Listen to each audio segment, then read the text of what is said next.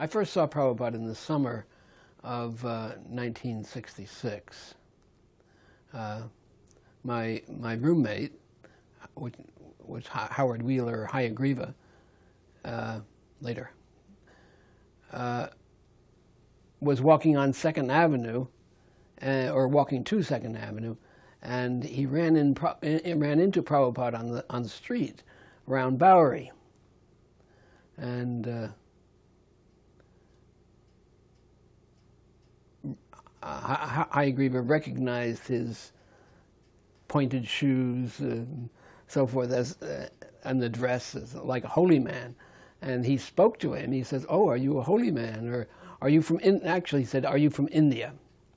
And Prabhupada said, "Yes." "Are you from India?"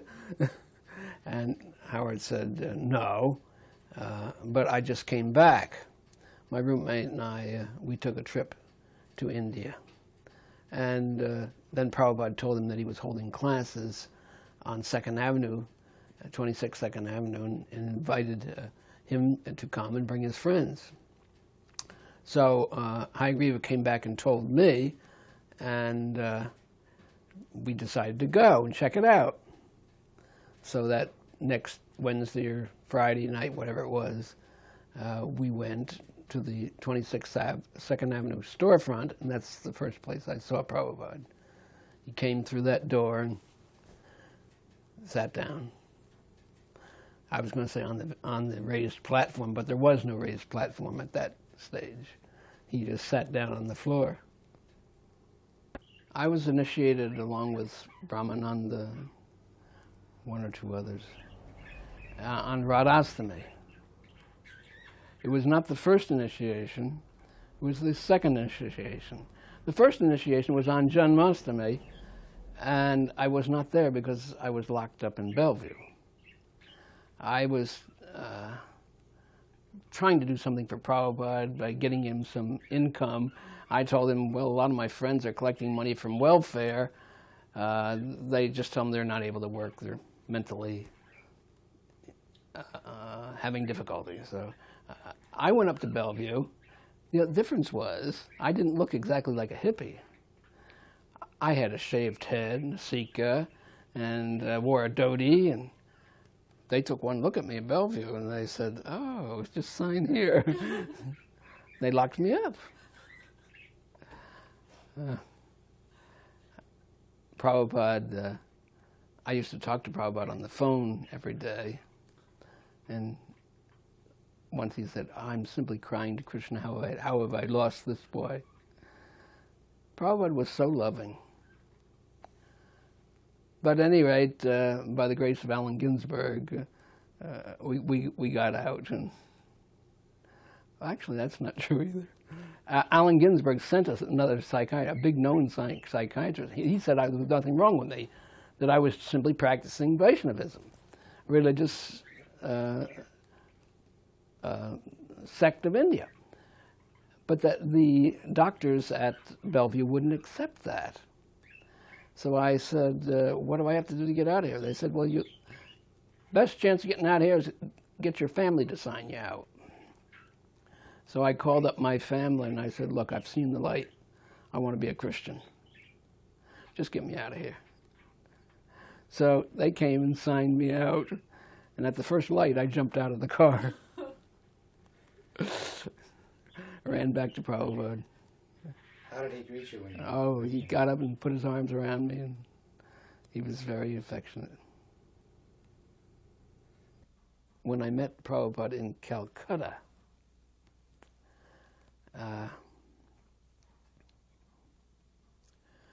Prabhupada, first thing he asked me was to drive for him. Now, I had been to India with Hayagriva, as I said before, in 65 for just a short time, or 3 months or something.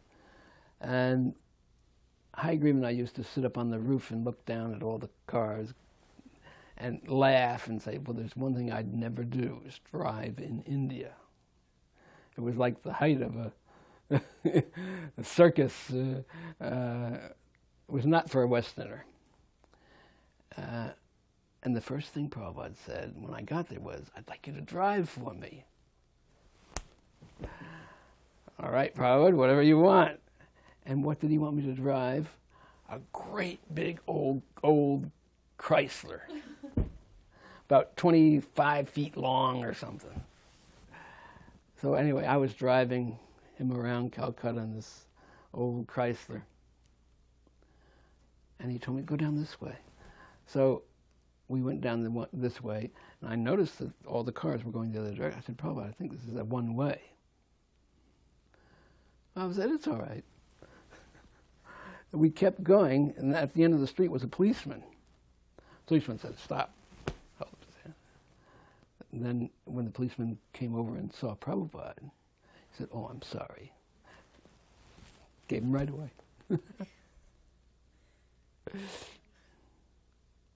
Well, I remember when we first got deities in New York, a small set of deities came in spring of '67, I think it was. Prabhupada gave some simple instructions, and Brahmananda or some of the devotees were complaining, "Oh, Prabhupada, so many instructions." Prabhupada says, "I am not telling you anything." He said, "If I told you all the instructions that there are, you would faint."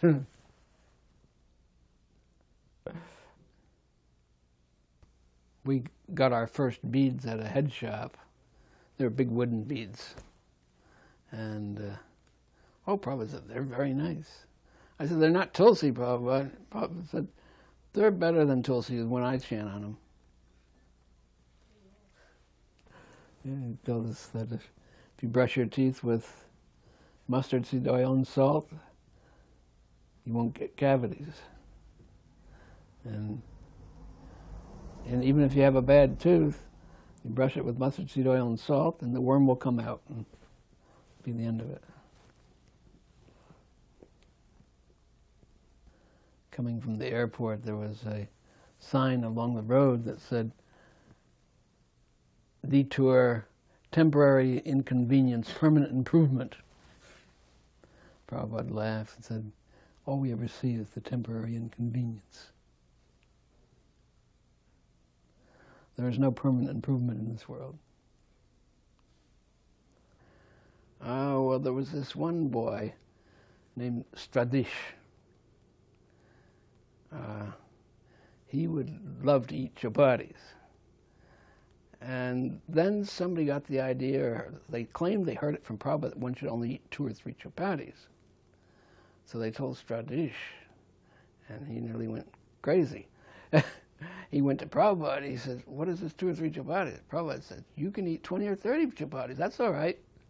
He says, "An old man like me can only eat 2 or 3. But if you can digest them and use the energy for Krishna's service, you can eat 20 or 30. So in that, he was illustrating the point that you cannot make up rules like that for everyone. It is not that everyone should only eat 2 chapatis, or that everyone should just do this or do that. Krishna consciousness has to be pursued in a unique way for everyone. There are as many approaches to Krishna as there are individuals. That's why Krishna says, "I am in everyone's heart for helpfulness, granting knowledge, remembrance, and forgetfulness." Krishna is in the heart of every living being. He wouldn't have to be in the heart of everyone if Krishna consciousness were the same for everyone. But it's not the same. The principle is the same. Always think of me. All that you do, do for me. What made the greatest impression on me was his ability to turn everything into Krishna consciousness. No matter what you spoke about, he could relate it to Krishna. No matter where he was or what he was doing, it was always in connection with Krishna. And it was a practical demonstration of Bhagavad-gita. Always think of me. What all that you do, do as a sacrifice for me. And that made me realize his uniqueness. One kind of humorous story in relationship to that was about a year later, when I accompanied him to India, he asked me to wear my gray flannel suit. Now, this was not just a gray flannel suit, it was an almost black gray flannel suit, heavy gray flannel suit.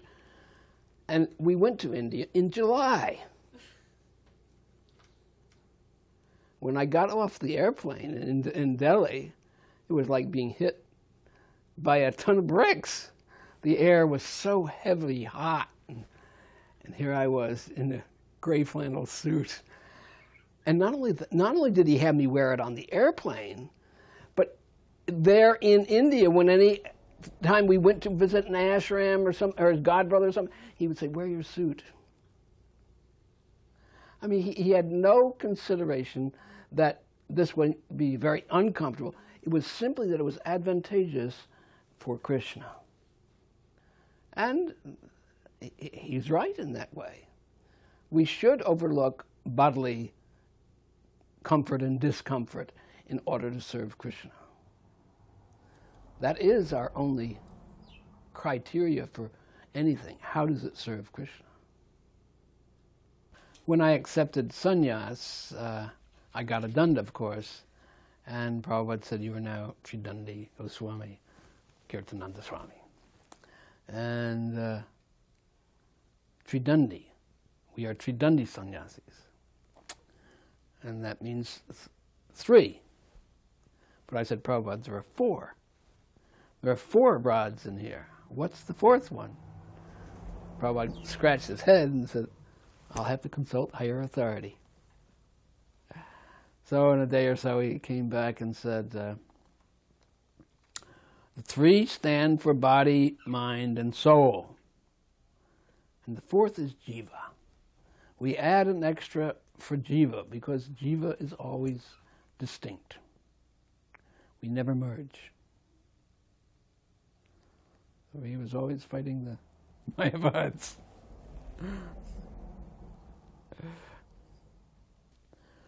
Prabhupada impressed me by his certainty.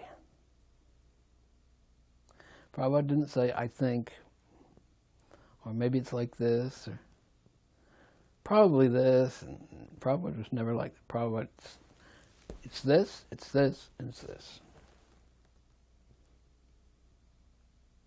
There was no question. I remember once asking him about where we should put the well, dig for a well. He said, "Ask a local farmer." And that's an important instruction in a way. We shouldn't bother the spiritual master with questions that can be answered easily and probably better from the mundane point of view by an expert. Krishna consciousness does not throw away the expertise of material persons, but they engage it in Krishna's service.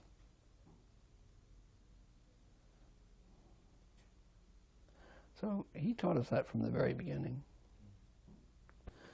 Faith begets faith. So it's Prabhupada's faith that generates your faith.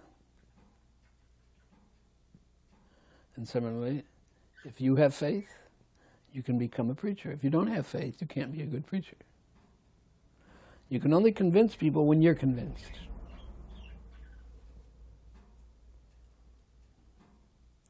If you have doubts, they'll have doubts too.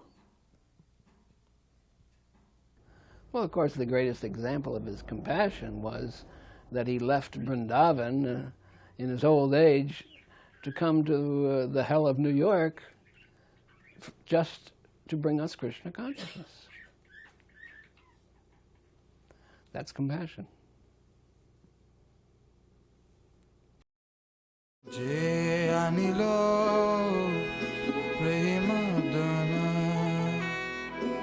koruna prachu